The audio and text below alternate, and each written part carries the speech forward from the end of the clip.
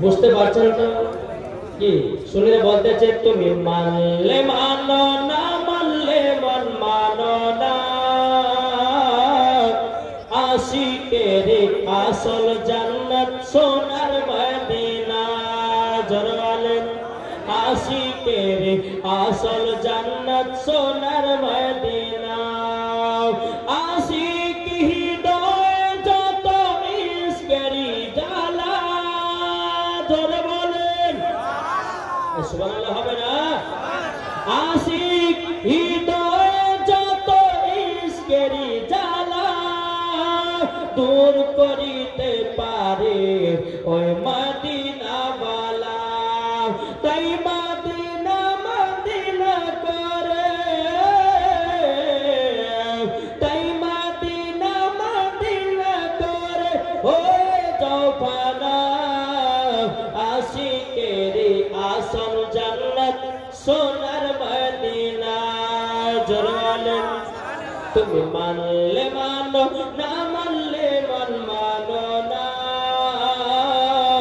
আশিকের আসল জান্নাত সোনার মদিনা যাদের দিলে আছে নবীর ভালোবাসা তাই তো তারা যাবে সোনার মদিনা দেখলে পরে বুঝা যায় নবীর দিওয়ানা আশিকের আসল জান্নাত সোনার মদিনা জরওয়ালে বাবা তো মুসলমান ভাইয়েরা এ সোনামারি কেরম আপনাদেরকে বলতে চাই আপনার অনেকে মুসলমান আপনার বসে আছেন ও মাকা রাসূলের মারাতে বেলে মা জননী নাও আপনাদেরকে বলতে চাই মায়েরা নারী যদি হতে হয় খাতুন জান্নাতের মতো নারী হন নারী যদি হতে হয় হযরতের আপিয়া বসির মতো নারী হন নারী যদি হতে হয় হযরতে মা আমিনার মতো নারী হন নারী যদি হতে হয় গো মা জননী নাও মা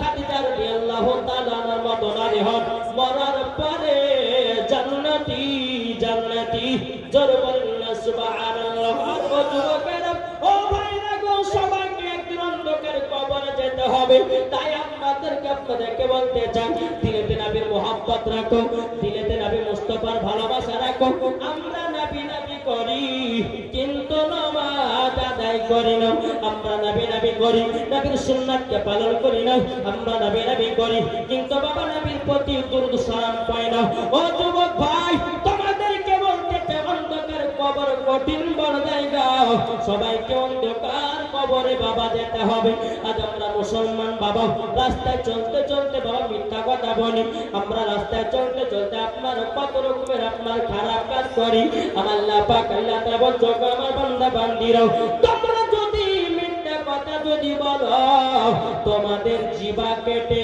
জাহান্নামের আগুনে পোড়ানো হবে আজ আমাদের যুবকদেরকে দেখা যায় বাবা মিথ্যা কথা এক মিনিটে মিথ্যা কথা বলে ওগো যুবকের একবার কবরকে স্মরণ করো কবরকে লক্ষ্য করো আমার নবীজি বলে যে উম্মতেরা কবরকে স্মরণ করে তাদের দ্বারাতে গুনাহ বলতে কিছুই নাই জোরে বলেন সুবহানাল্লাহ ও যুবকেরা কাল কিয়ামতের ময়দানে যখন তোমাকে আপনার কিনা হিসাব নিকাশ করা হবে রে বাবা আপনি যখন নামাজ পড়ার কথা বলতে পারবেন না আপনি রোজা করার কথা যখন মানতে পারবেন না আপনি তো দুনিয়াতে নামাজ পড়েননি রোজা করেননি নবীর সুন্নাতগুলোকে মেনে চলেননি বাবাজি মুসলমান কাল কিয়ামতের ময়দানে বলবে ও বান্দা যাও জাহান্নামে যাও ও যুবকেরা আপনাদেরকে বলতে চাই রে ভাইরা একবার কবরের কথা চিন্তা করে দেখো ওই কবর এমন একটা বড় জায়গা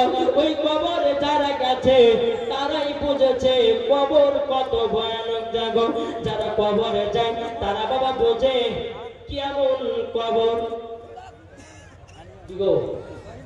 ঠিক না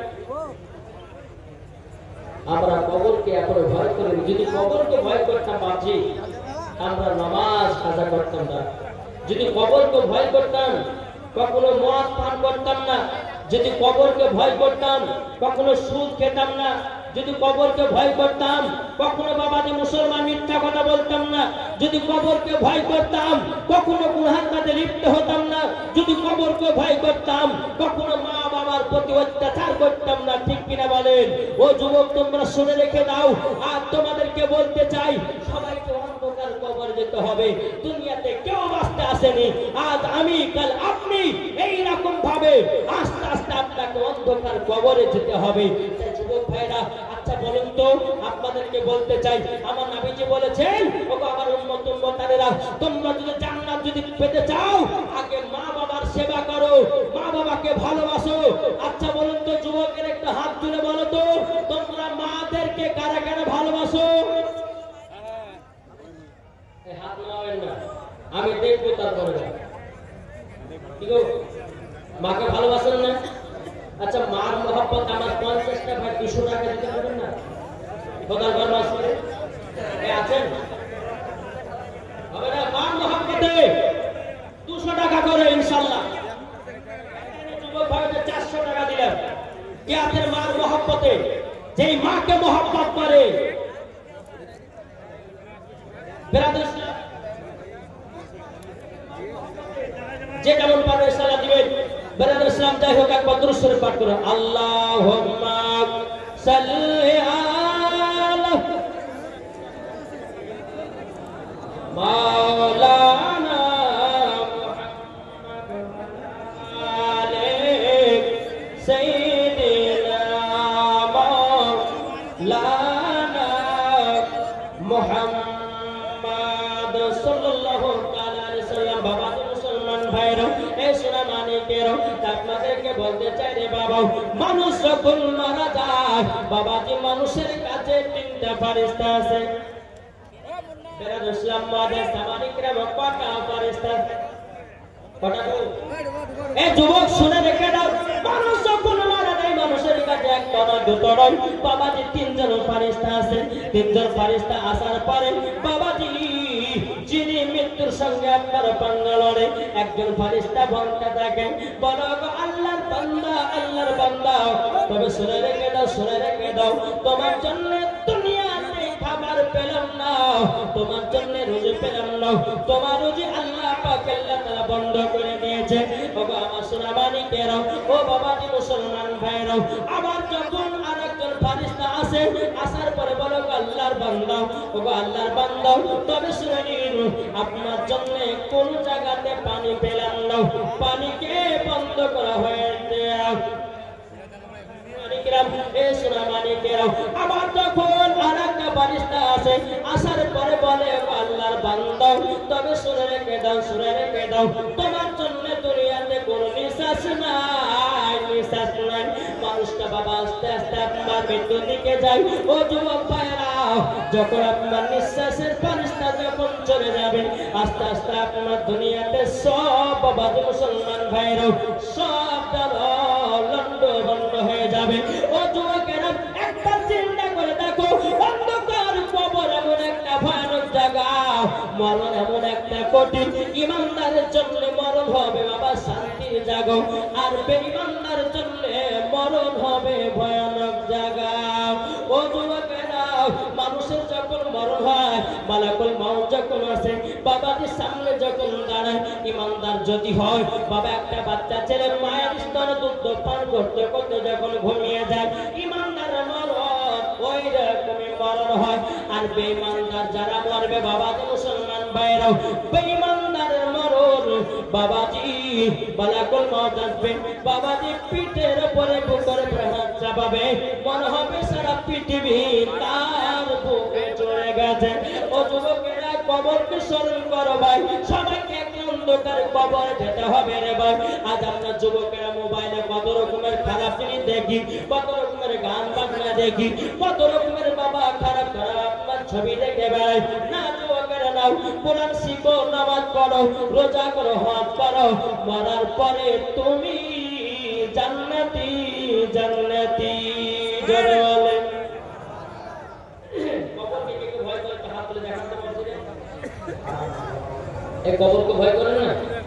জি জি, আমরা কবরকে ভয় করি, আর কবরকে ভয় করি বলে আমরা জান্নাতে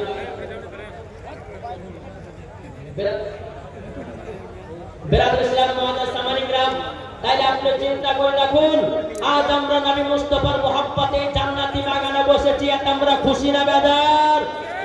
একটু জোরে বলেন, আর একটু জোরে বলেন, আমরা খুশি না বেজার?